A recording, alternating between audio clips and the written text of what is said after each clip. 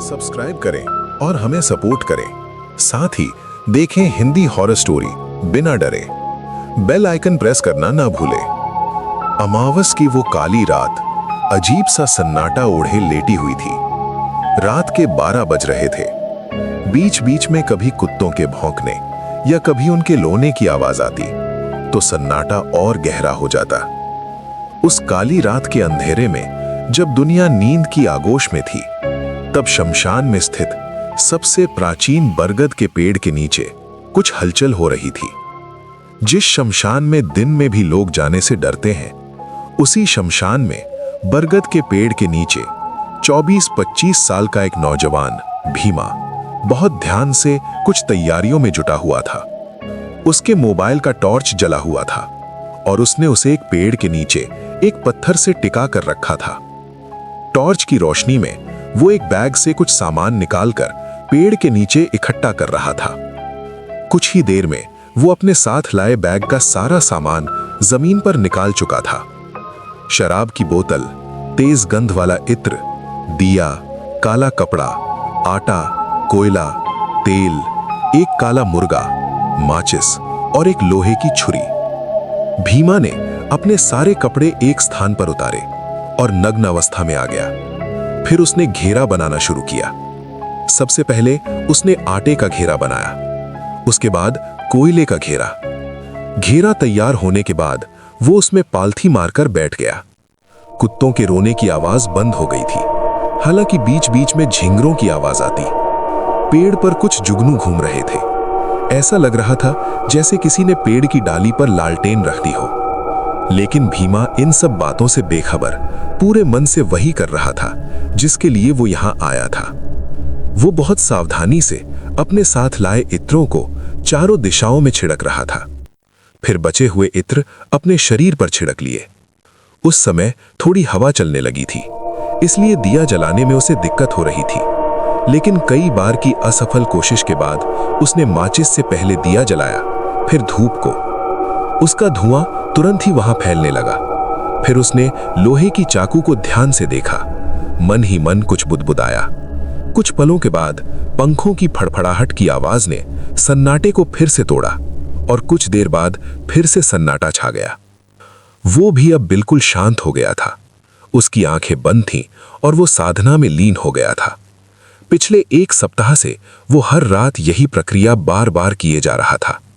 हर रात सभी सामग्रियों के साथ शमशान आता और आधी रात से साधना शुरू कर देता। उसकी साधना सुबह के 3 बजे तक चलती, फिर वापस अपने घर लौट जाता। लेकिन जब उसने अपनी साधना समाप्त की तो उसके दिमाग में एक ही चीज चल रही थी, कुछ नहीं हो रहा, कोई फायदा नहीं इन सब का, सब गलत है।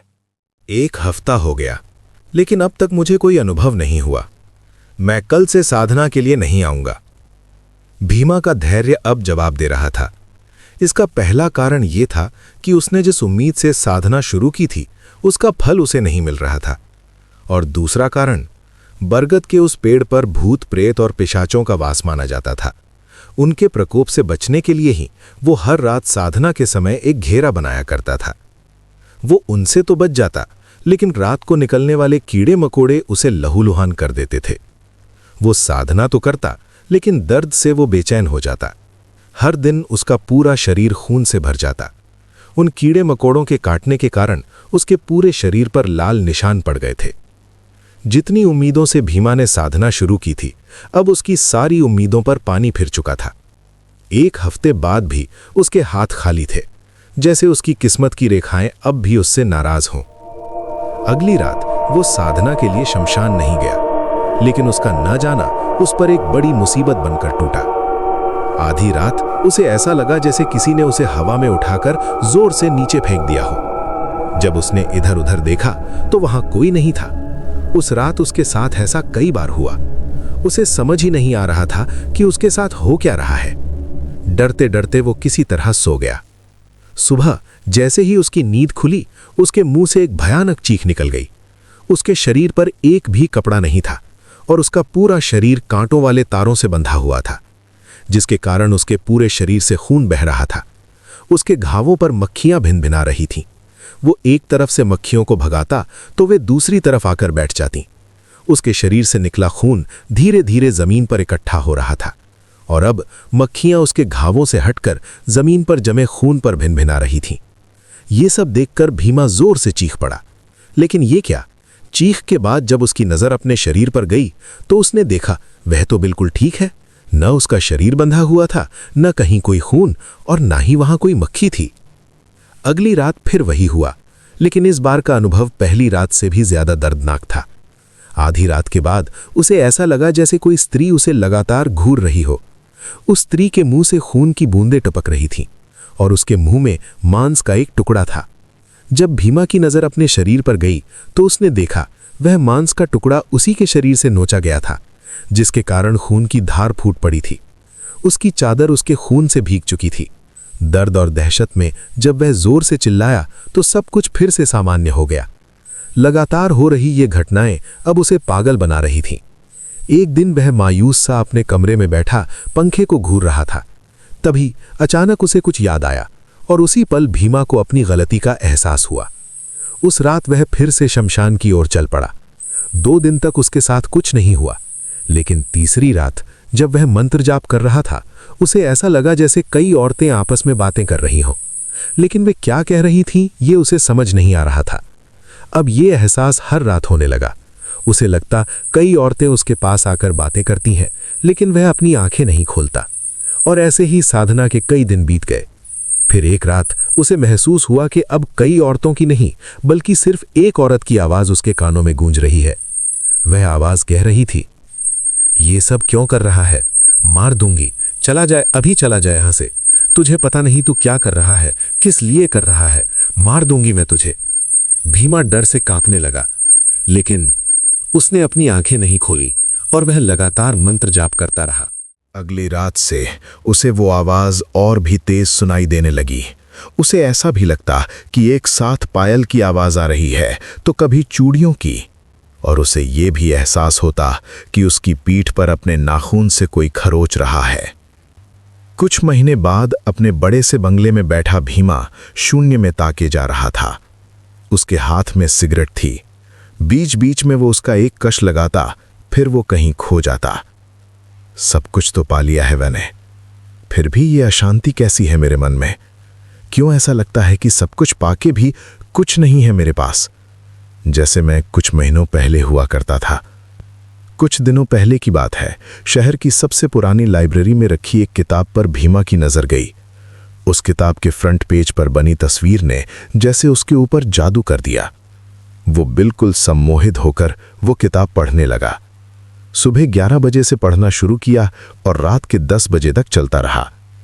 भीमा उस किताब में लिखी एक एक लाइन को जैसे जैसे पढ़ता जा रहा था, उसकी दिलचस्पी बढ़ती जा रही थी। रात काफी हो चुकी थी, इसलिए 2-3 लोग ही उस समय लाइब्रेरी में थे। लाइब्रेरियन बार बार घड़ी को देखता, क्योंकि 10 बजे लाइब्रेरी बंद होने का समय होता है। लाइब्रेरियन का घर यहां से बहुत दूर था। वो चाहता था कि जल्दी से जल्दी घर पहुंचे, क्योंकि आज उसकी शादी की सालगिरह थी। फोन की रिंगटोन। भीमा किताब में खोया हुआ था, तभी उसके मोबाइल फोन की घंटी बजी। उसने फोन की ओर देखा, उसमें लिखा आ रहा था राजपाल कॉलिंग। वो फोन की ओर देख रहा था और सोच रहा था कि फोन उठाऊं या ना उठाऊं। इतनी देर में लाइब्रेरी में जो भी लोग बैठे थे सभी उसकी ओर घूरने लगे। लाइब्रेरियन का मूड तो पहले से ही खराब था। उसने भी भीमा की ओर गुस्से से देखा और इशारे इशारे में उसने लाइब्रेरी के बोर्ड की तरफ उसे देखने को कहा, जिसमें लिखा था लाइब्रेरी में मोबाइल फोन को स्विच ऑफ रखें या साइलेंट मोड में। भीमा ने धुंधली आंखों ही आंखों में उसे सॉरी कहा और फोन लेकर लाइब्रेरी के बाहर आ गया।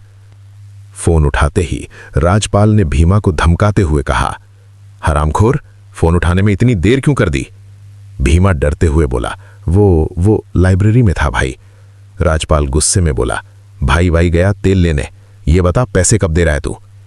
भीमा बोला, कुछ दिन और दे दो भाई, जल्दी ही पूरे पैसे लौटा दूंगा। राजपाल गुस्से में, कुछ दिन करते हुए तुझे इतने दिन हो गए, पैसों से तूने मौज कर ली, अब देने में तेरी फट रही है। पिछले 6 महीने से तू यही बोल रहा है। राजपाल नाम है मेरा, पैसे दिए हैं तो लेना भी आता है मुझे। भीमा गिड़गिड़ाते हुए, कुछ दिन और दे दो भाई, आपको दोबारा फोन नहीं करना पड़ेगा। राजपाल ने उसे 10 दिन की मोहलत दे दी और कहा, अगर मेरे पैसे मुझे नहीं मिले तो तू जिंदा नहीं बचेगा।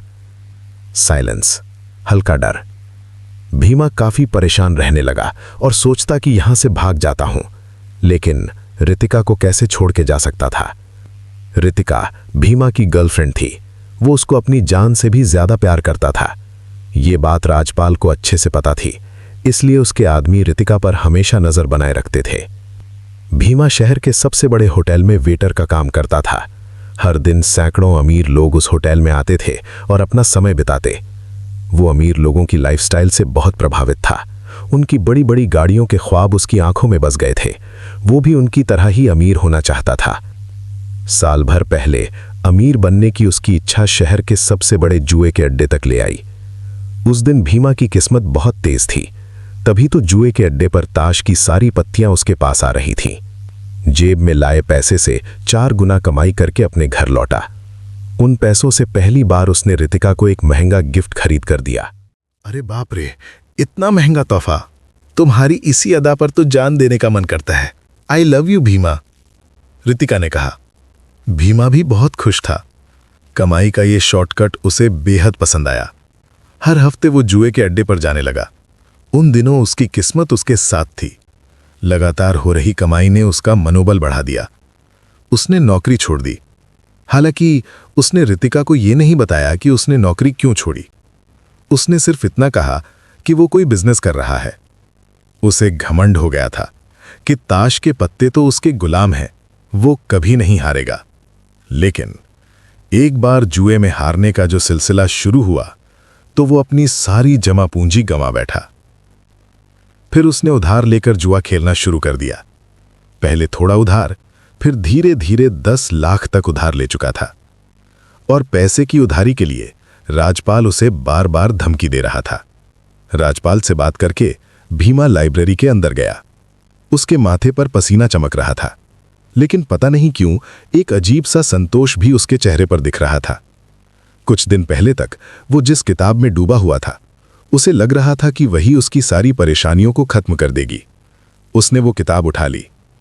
पूरी रात उसने उस किताब का अध्ययन किया और फिर उसने तय किया कि वो इस किताब में लिखी यक्षिणी साधना को पूरा करेगा। अपनी सारी मुसीबतों से ना सिर्फ पीछा छुड़ाएगा, बल्कि शहर का सबसे अमीर आदमी बनेगा। समय बदला। भीमा के सारे कर्ज उतर गए थे। जो एक एक पैसे के लिए तरसता था, वो आज महंगी गाड़ियों में घूम रहा था, आलीशान बंगले में रह रहा था, एक बड़ी फैक्ट्री का मालिक बन चुका था। जो चीज उसे पसंद आती वो उसकी हो जाती। वो बड़ी बड़ी पार्टियों में जाता, महंगी से महंगी शराब पीता। लेकिन उन पार्टियों में अगर कोई औरत भीमा के करीब आने की कोशिश करती तो कुछ समय बाद वो औरत मरी हुई मिलती। भीमा को ये सब बहुत अजीब लगता और फिर उसे शमशान साधना की वो आखिरी रात याद आती। उसकी साधना का 41वां दिन, जब यक्षिणी उसके सामने प्रकट हुई थी। उसके आते ही वहां इतनी तेज रोशनी फैल गई कि भीमा की आंखें चौंधिया गईं। लेकिन फिर भी उसने अपनी आंखें नहीं खोली। तभी यक्षिणी की आवाज आई, भीमा, मैं आ गई हूं, अपनी साधना समाप्त करो। भीमा ने जब अपनी आंखें खोलीं तो सामने खड़ी उस औरत को बस देखता ही रह गया। इतनी सुंदर औरत न उसने कभी देखी थी, न कभी सुना था। यक्षिणी बोली, भीमा, इतना घूर कर देखने की जरूरत नहीं है। अब तो मैं हमेशा तुम्हारे पास ही रहूंगी, लेकिन तुम्हें मुझे बिना विवाह किए अपनी पत्नी की तरह रखना होगा। मुझे हर वो सुख दोगे जो एक पति अपनी पत्नी को देता है। हर रात मेरे साथ कच्चे मांस और शराब का सेवन करना होगा। बदले में मैं तुम्हें संसार की सबसे बहुमूल्य वस्तुएं दूंगी। और हां, आज के बाद किसी और औरत को अपने सपने में भी पास मत आने देना, वरना मैं उसे मार दूंगी। उस समय भीमा इतना खुश था कि उसे समझ ही नहीं आ रहा था कि यक्षिणी क्या कह रही है। वो बस उसे देख रहा था और उसकी हर बात पर हां में हां मिला रहा था। भीमा की दुनिया बदल चुकी थी। यक्षिणी उसे उसके मुताबिक खुशियां दे रही थी और बदले में भीमा को भी उसकी हर शर्त माननी पड़ती थी। लेकिन कहते हैं ना कि इंसान की फितरत अजीब होती है। जिस चीज की कमी होती है वो उसी के लिए तड़पता है, और जब वो चीज मिल जाती है तो उसकी कीमत कम हो जाती है। भीमा के पास सब कुछ था, लेकिन वो फिर भी अकेला था। वो चाहता था कि अपना घर बसाए, क्योंकि यक्षिणी के साथ विवाह नहीं किया जा सकता था। वो पत्नी की जगह नहीं ले सकती थी। कई साल तक उसे सब कुछ अच्छा लगा, लेकिन अब वो इन सब से ऊब चुका था, बोर हो गया था। और फिर उसे रितिका की याद आने लगी। हालांकि बीच में रितिका उससे मिलने आई थी, लेकिन उस समय वो खुद में ही खोया हुआ था। उसने उसे नजरअंदाज कर दिया। रितिका को लगा कि पैसे आने के बाद भीमा बदल चुका है, लेकिन अब भीमा रितिका के बिना रह नहीं पा रहा था। उसकी मुस्कान उसकी आंखों के सामने घूमती रहती। जब रितिका अपने नर्म हाथों से सहलाती थी तो वो दुनिया की सारी टेंशन भूल जाता था। उसके साथ बाइक पर घूमना, चाय पीना, पार्क में बैठना और पूरी दुनिया को भूल जाना। अब उसे अपनी पुरानी यादें सताने लगी थीं। एक दिन भीमा तैयार होकर मिलने उसके घर जा रहा था। तभी यक्षिणी ने उसका रास्ता रोका और उससे प्यार करने की इच्छा जताई। लेकिन भीमा का मन अब पूरी तरह से उससे भर चुका था। उसने हाथ जोड़कर कहा, मुझे माफ कर दो, अब मुझसे तुम्हारी सेवा नहीं होती। मैं अब साधारण जीवन जीना चाहता हूं। भीमा ये भूल गया था कि यक्षिणी खुद नहीं आई थी, उसे उसने बुलाया था। वो किताब पर लिखी बात भी भूल गया था कि यक्षिणी को सिद्ध किया जा सकता है, लेकिन उसे भगाया नहीं जा सकता। और उसकी मांग को मना करना मतलब बर्बादी की शुरुआत। भीमा घर से निकलने ही वाला था कि अचानक उसके मोबाइल की घंटी बजी। किसी ने बताया, तुम्हारी फैक्ट्री में आग लग गई है, सब कुछ जलकर राख हो गया है। भीमा भागता हुआ अपनी फैक्ट्री पहुंचा, लेकिन वहां अब सिर्फ राख बची थी। उसे समझ आ गया ये सब यक्षिणी को किए इनकार का परिणाम है। लेकिन अब उसे फैक्ट्री का कोई मोह नहीं था, बस उसे रितिका चाहिए थी। वो रितिका के घर पहुंचा। बहुत देर तक दरवाजा खटखटाता रहा, लेकिन किसी ने दरवाजा नहीं खोला। अचानक उसकी नजर दरवाजे पर लगे ताले पर गई। अरे, यहां तो ताला लगा है, लगता है रितिका कहीं बाहर गई है। वो वापस लौटने ही वाला था कि तभी दरवाजे का ताला अपने आप खुल गया। वो धीरे धीरे अंदर गया और अगले ही पल उसकी चीख निकल गई। उसने देखा रितिका पंखे से लटकी हुई थी। उसकी आंखें बाहर निकली हुई थीं, गर्दन एक तरफ झुकी हुई, जीभ बाहर निकली हुई, और उसी कमरे में यक्षिणी खड़ी थी, अपनी बड़ी बड़ी आंखों से रितिका को घूरती हुई। भीमा ने आगे बढ़ने के लिए छोटा रास्ता चुना था, लेकिन अंत में उसके हाथ खाली रह गए। दोस्तों, तरक्की किसे पसंद नहीं? कौन नहीं चाहता कि उसके पास दुनिया की सारी सुख सुविधाएं हो? लेकिन भीमा जैसे शॉर्टकट अपनाने से पहले इस बात को गांठ बांध लें, इसकी बहुत बड़ी कीमत चुकानी पड़ती है।